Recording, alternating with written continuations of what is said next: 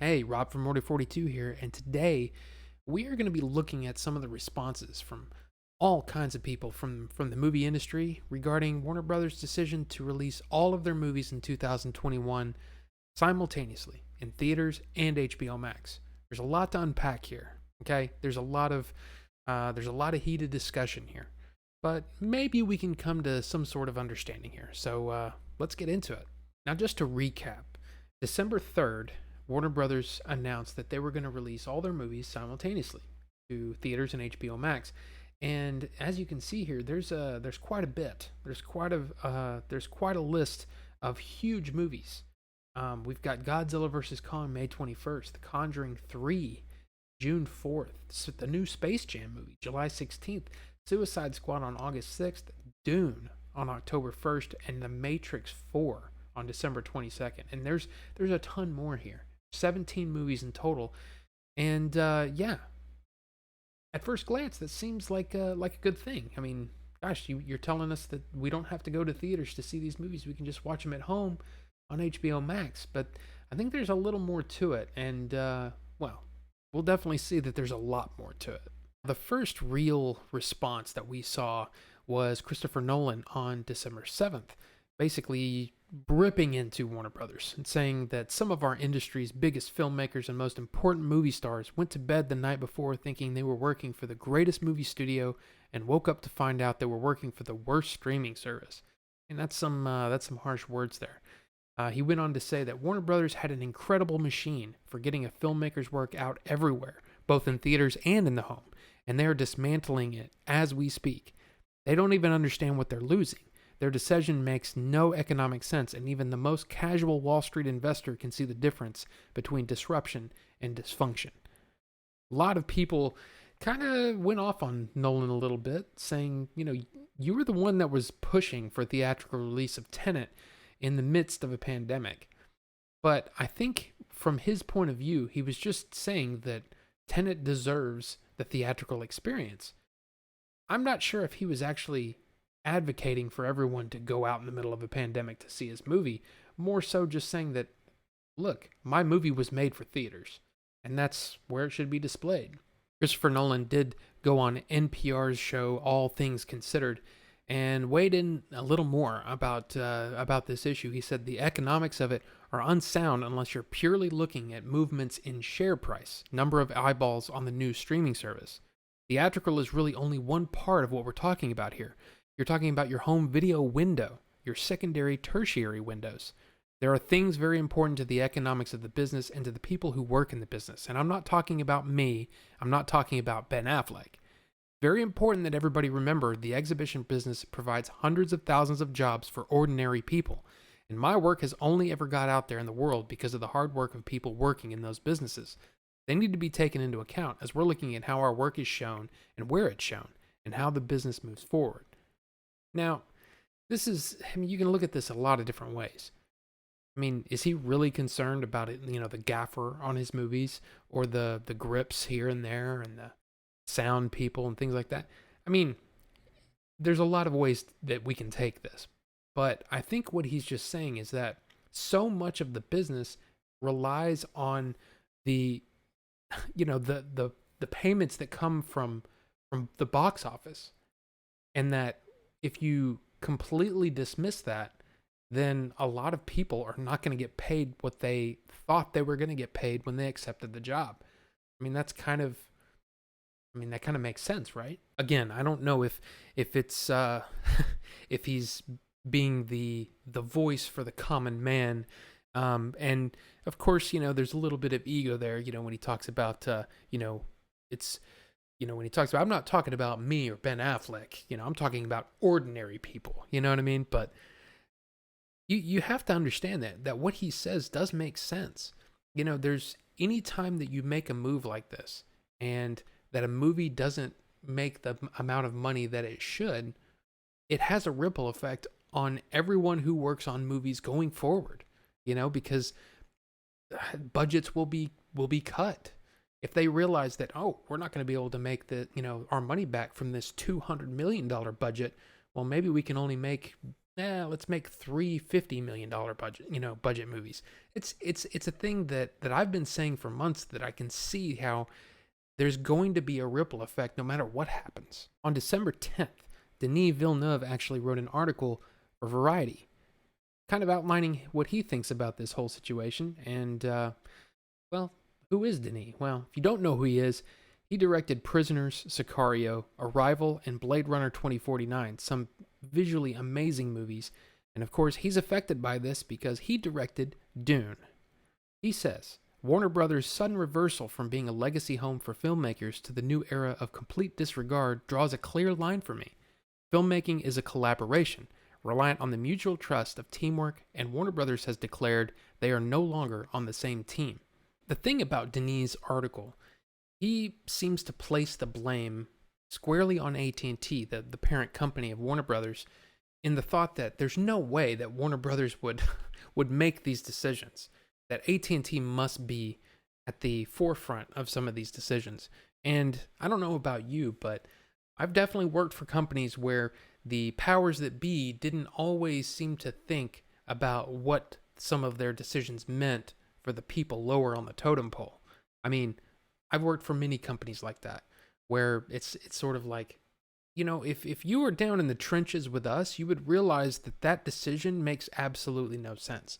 It really makes me curious about where this decision actually originated. I mean, did it come from up on high, from the AT&T people, or did it actually come from somebody working at Warner Brothers who, I mean, let's be honest, they should know that their actions have effects across everyone that works for them, including their directors, their actors, their writers, anyone employed by Warner Brothers. We've had comments about this from all over. I mean, there's people all over talking about it. One of the ones that kind of cracked me up a little bit was Kara Swisher, who is a veteran tech journalist. She said, the future got here years ago, and it was called Netflix.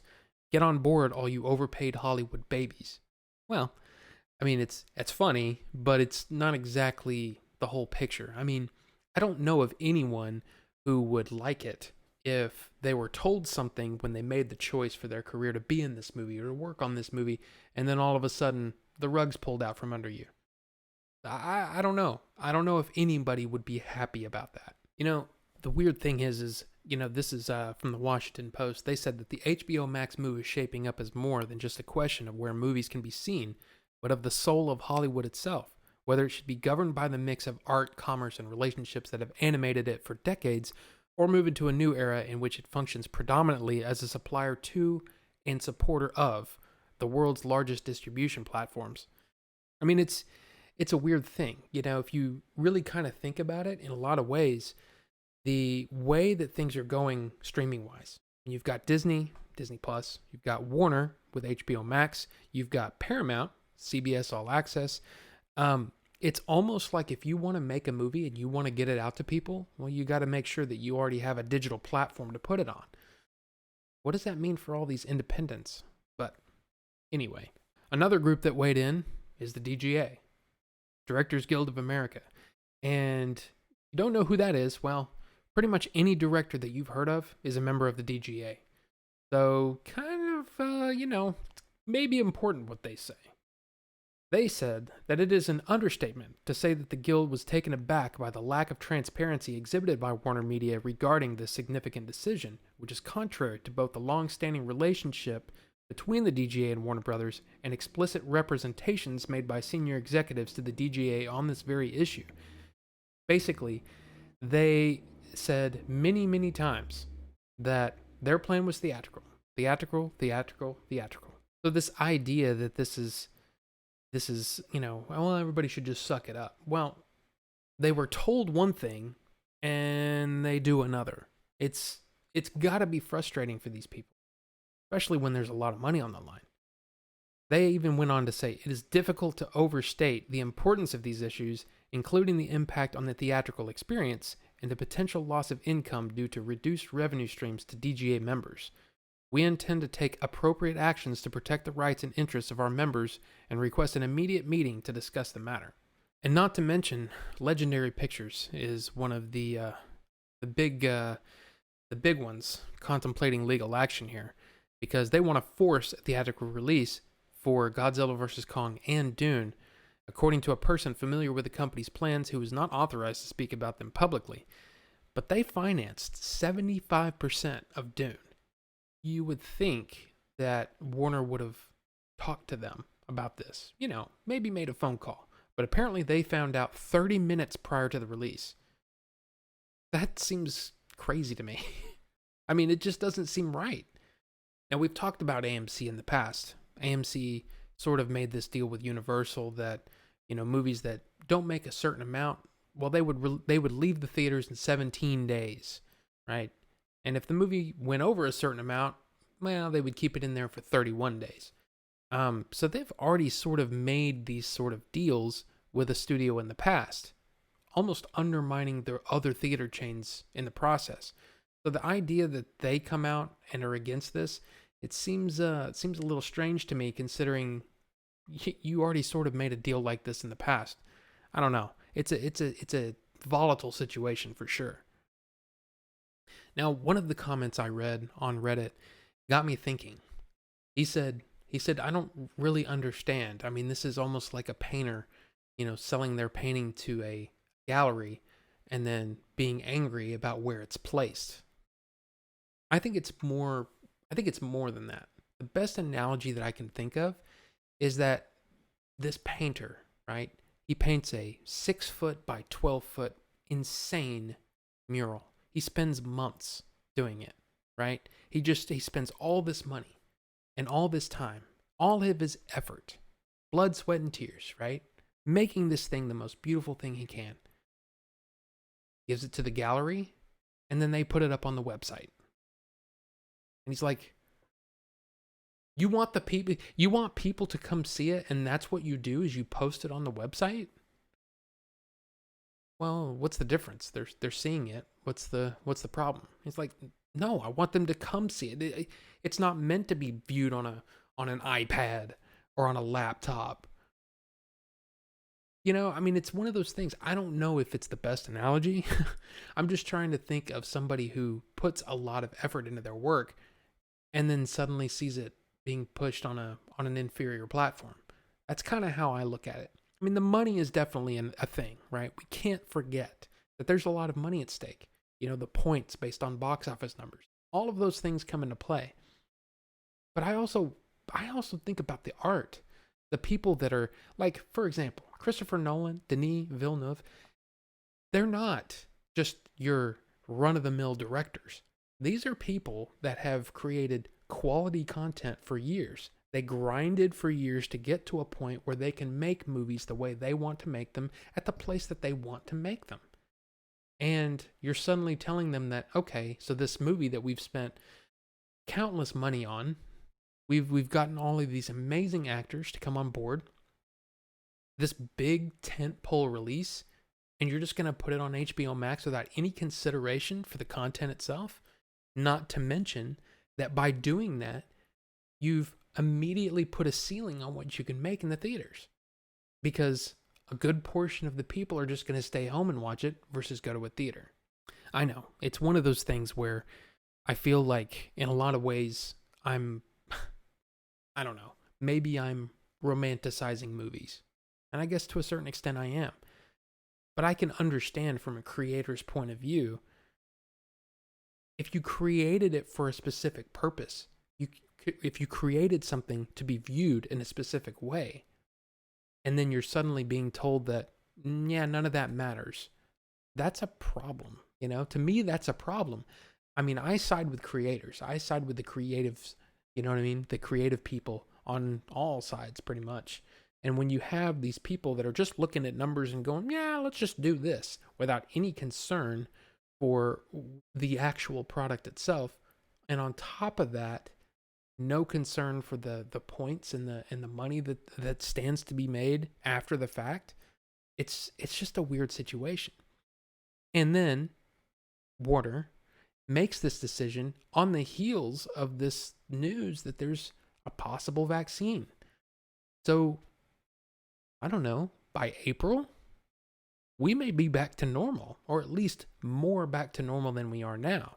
that theaters can open at larger capacities, that the box office starts to rise.